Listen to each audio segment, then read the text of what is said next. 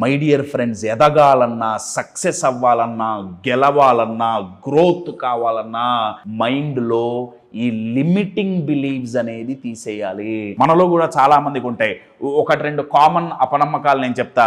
ఎందుకు ఎదగలేకపోతున్నావు? ఎందుకంటే ఈ పని ఎవరు ఎక్స్పీరియన్స్ లేక ఎదగలేకపోతున్నా, లేదు నాకు కరెక్ట్ అవకాశాలు లేక ఎదగలేకపోతున్నా, లేకపోతే అంతకుముందు ఇది ఎవరు చేయలేదు, సో నేను ఎలా చెయ్యగలను?